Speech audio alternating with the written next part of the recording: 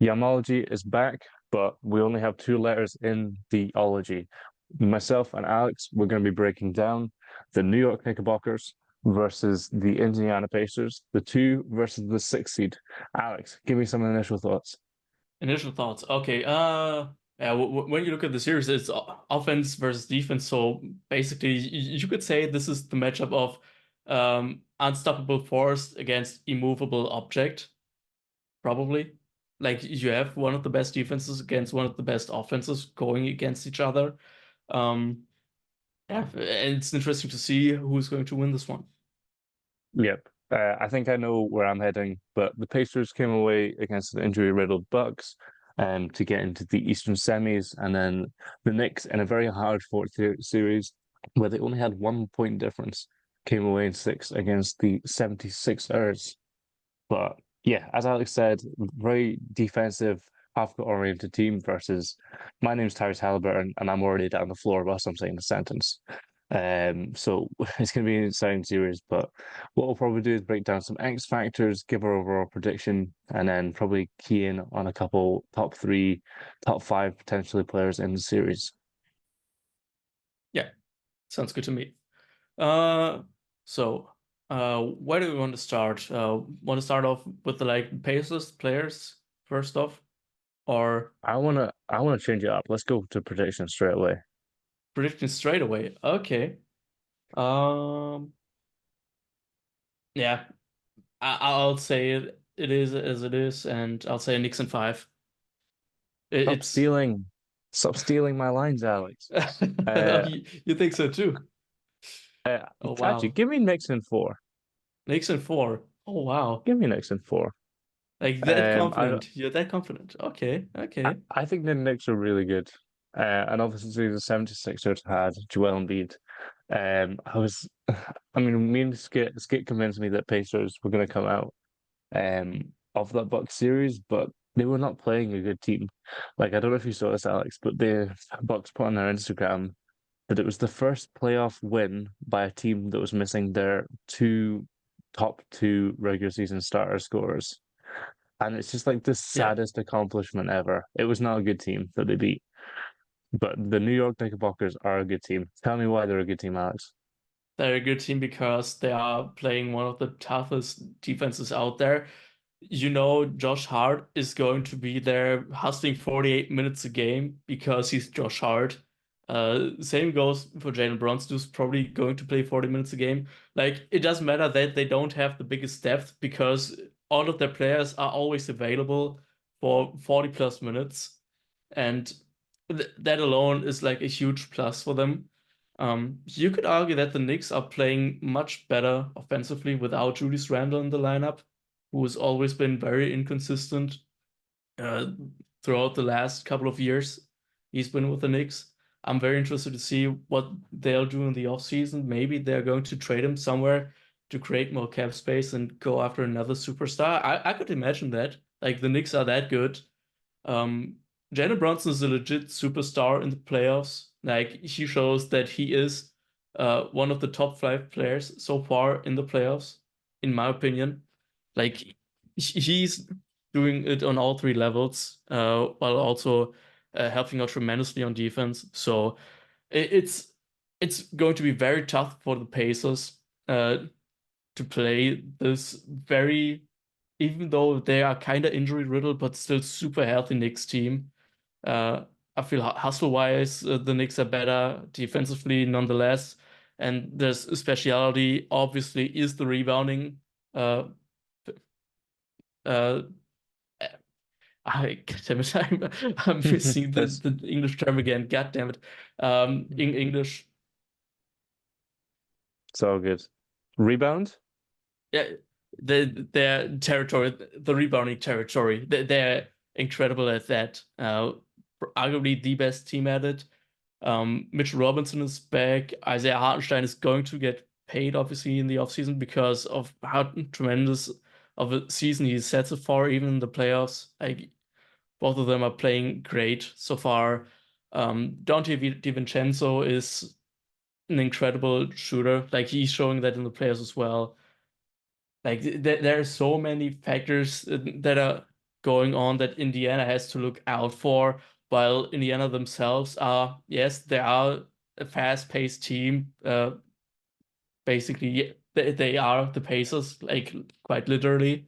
But otherwise, Tyrese Halliburton, since the All-Star break, hasn't been the same.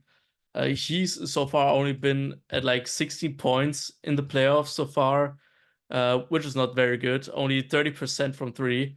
He had his moment against the Bucks in game, what was it? Game five? Was it game five? Yeah, it was game five. Yeah, I think so. Or game four. I think it because they was game closed it out four. in six. Yeah, No? but they lost game five, so it wasn't game four. Ah, okay. He had that clutch and won game four, but otherwise, like he's taking 93s per game, only hitting on 2.7% of them on an injury-riddled Bucks team. Yes, that's that's not very good, if you're being honest. Like Yep. even though he was guarded by Pat Beverly, like Pat Beverly wasn't good at that series. Like if we're being No. honest, so Pa- so uh, and now he's going to get guarded by Josh Hart, arguably most of the time. Like mhm. enjoy that. Like it's going to be even rougher for Tyrese Halliburton. It's going to be on Siakam's shoulders probably once again, and even Siakam's going to have tough times against Isaiah Hartenstein and Mitchell Robertson probably most of the time. So I don't really see how the Pacers are going to beat this Knicks team. Like even once it's going to be tough, but I think they'll be lucky to get a win somewhere. But yeah, it's just rough for them. Nice. Thank you very much for that detailed analysis on why the Knicks are good. I do want to touch on Pascal Siakam because I feel like the Knicks kind of run a four guards and one big. It's the kind of thing they've been successful in, especially on our offense this entire season. They'll basically run like Jaylen Brunson, Josh Hart. Okay, OG Anunoby isn't a guard, but he basically He's a acts as wing. like a kind of forward. He's basically a wing. Yeah, point Uh, forward. yeah. I was just thinking like Pascal Siakam might be a weird matchup, but as soon as you have OG, he's gonna do OG stuff, especially Yeah. if it's the primary matchup. And OG's just gonna bully him.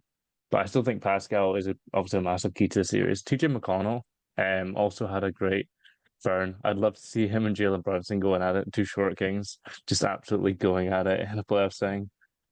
You love to see it. But I'm excited to see Tyrese and his antics. Not antics per se, but just some of the shit talking that he's been through at the Mecca, as I call it, at MSG. See how that kind of spins off. Joel Embiid actually didn't get into it as much as I thought he would. Probably because he probably knew he was going to lose that series. Uh, quick touch on Pat Beverly. I was going to do a side like own video on this because the way that man has acted since losing that series after talking that much shit is just unbeknown. It's so so there's such an extreme lack of integrity. Like what he did to that reporter, like I went out of my way to watch that entire interview. It was just downright disrespectful, and like like it's part of his duty as a player. You get to play in the NBA, you need to speak to media, and just to be so childish and be like, it's like you wouldn't speak to go and say, "Oh, I don't subscribe to Yamology podcast." Oh, don't speak to me then. Like, come on, that's just Yeah. it's so childish. Yeah, you don't do that. Come on. Yeah, but uh, it's just so annoying, so sad to see. Um, but now, anyways, going back to the series, do we want to talk about X factors now? Yep, of course. Um, I think TJ McConnell, if he can keep up his hot shooting streak, that's very important. But there's not a lot of factors apart from, maybe we have an Obi Toppin return game, maybe we see one of them. He hits a couple threes, gets a couple fast breaks, gets a body. Um, but I think how many shots does Jaylen Brunson need to take?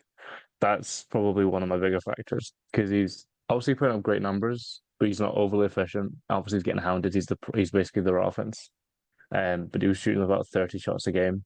To get to, Yeah. not I'm not hating. I love Jalen Brunson so much, but if they can restrict his shot attempts, maybe trap in a half court, stuff like that, see how they guard him. I think that's probably going to be rather difficult for them. Because Jaylen Brunson is he's definitely reached superstar status and he knows how to face a blitz or trap. So I know that he's going to do his best to find the open man then. Like he's had 9 assists so far in the playoffs per game. So that shouldn't be a problem for him. Like he's the offensive hub for this New York Knicks team. He'll find the open players easily. And the question will be how good is his three-ball shot going to fall offensively? Because currently he's only at like 30.5% from three on like 7.5 attempts per game. So that's not really the best number to shoot from. But then again, like he was facing like Tyrese Maxey, uh Nicholas Batum, Jordan Beat, like many very good defenders, obviously. And based on the other end, don't really have that many good defenders. So I think that Jalen Brunson is going to shoot much better from three this series than he did against the 76ers. Fair, good point. Um, I also think we obviously scrutinize efficiency a lot, but in the playoffs, it's just dropped off. So we've almost got to change our expectation, I feel, especially for superstars. Yeah. Like nobody's, if you're shooting 50% from the field as a guard, in the NBA, you're doing pretty well in the playoffs. But let's move into our like top 3, 5 rank. Obviously, I'm taking Jaylen Brunson. Uh, just the way this playoffs has gone so far, give me Pascal and then Tyrese as my number 3. But basically, the next 10 players are Knicks players. Um, Kind what of was it? like Up to that, top right? 10.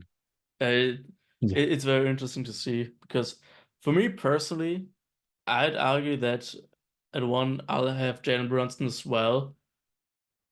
But I'd say that I'd put OG Anunoby as as the number 2 guy there, which might be a little bit of a reach there, but like considering his defensive impact next to someone like Josh Hart, who I'd have as 4, um, it's it's not that far-fetched in my opinion. And then obviously Pascal Siakam, you have him in the top 3 as well. But then again, like I'm not very high on Tyrese Halliburton so far. Like he's going to have it even rougher now. So yeah, he's on 5 for me. Not really. Like you said, he's on 3 for you. For me, he's at 5. Like I'll have Josh Hart and OG Anunoby above him. perfect. But we can rack up there. Will Tyrese Halliburton see this and then tweet out at Alex saying Halliburton at 5 in quotes? We shall see. But we appreciate you listening to the Yamology podcast. Make sure to subscribe here. We also host a weekly podcast that we put on Tuesdays most weeks. But make sure to share with a friend, like, and do all the good stuff. We will catch you in the next one. Yeah, take care.